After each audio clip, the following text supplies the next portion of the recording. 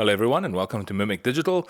This is episode 5 in a 6-part series where we show you how to set up your first project. In this video we'll be covering how to set up your language and how to add an additional language to your project.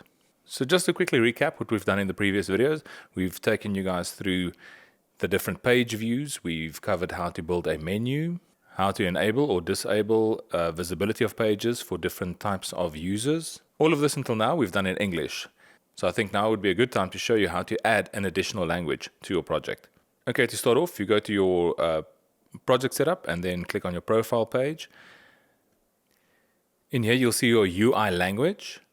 This is currently set to English. And if you click on the drop-down menu, you'll see that there are a lot of languages for you to choose from. So let's go ahead and then choose, let's say, Japanese as one of our other languages. And then let's also choose Arabic. So now you'll see that we've got 3 languages selected. Okay, so then just go and save or click on save. And then let's go into the web portal and click on your pages. Okay, let's just select our home page. This is a public page. Okay, so over here you can see our Mimic template. So what I'm going to do is I'm going to select this text. I'm going to copy it. I'm going to delete this block. And I'm going to replace this with a translation key. So what I'm going to do now is I'm going to drag and drop a translate section into this box. So if you select that box, and then on the right hand side you'll see over here that there's an add translation button. So if you click on that, the first line item over here is key. So you would need to add a key in here. We'll just call it home paragraph 1. Then after that, you go and select the category. In this case, it's home. So once you've created your key at the top here, we can now go and add our English. So we're just going to paste our text that we want translated into this box over here. We're not going to touch on the Arabic and we're not going to touch on the Japanese. So we're basically now going to have our English translated into these 2 languages, and we use an Amazon service to translate this for us. All right, and then we are just going to click on create. You now see that the English text that we've just created gets placed in this box.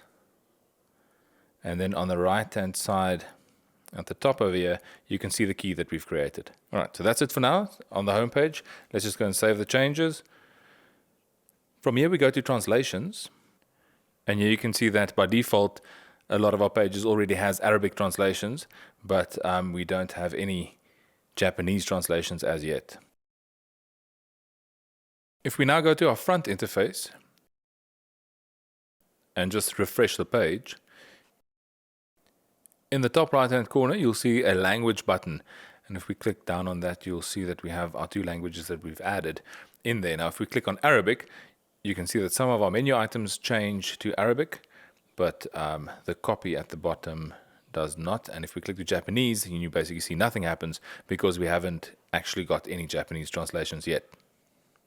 So if we go back to our web portal and translations, if you click on the AI button over here, you'll see the AI translation dialog box pops up. Now in the first line, you can see our source language is English. And then if you click down on the second box, you can see the 2 languages that we've just added that we want to translate to as Arabic and Japanese. And we just tick those 2. We're not going to be replacing the existing copy that's there. We want to keep that as English. And then we're just going to click create. So behind the scenes, you'll have your translation module working. And you can see here that it's busy creating these translation keys. If we go back into our pages and we go to our home page,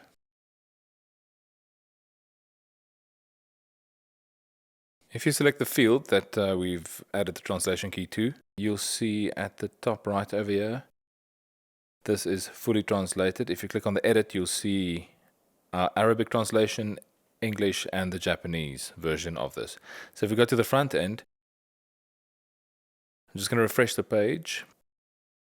So currently we have Japanese selected as our language. You'll see that our menu items and that paragraph has been translated into Japanese. And if we click on Arabic, you'll see that the menu items change as well, and that paragraph is also translated to Arabic. So that's basically translation keys.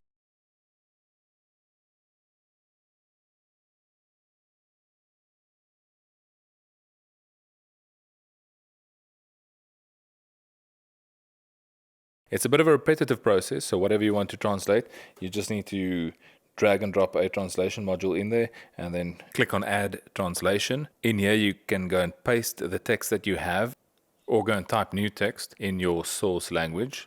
Let's say, for argument's sake, English. Click Create and then go to your translation module to process that translation. Now, one other quick thing, if you have images, and let's say, for argument's sake, you have a specific image for your Arabic users, and you have a different image for your Japanese viewers, and similarly so for your English viewers, you click on HTML on the right over here, and you can go and select your rich text editor. Now, this will allow you to add images to this section. Thank you very much for joining us. In our next video, we'll be having a look at setting up your registration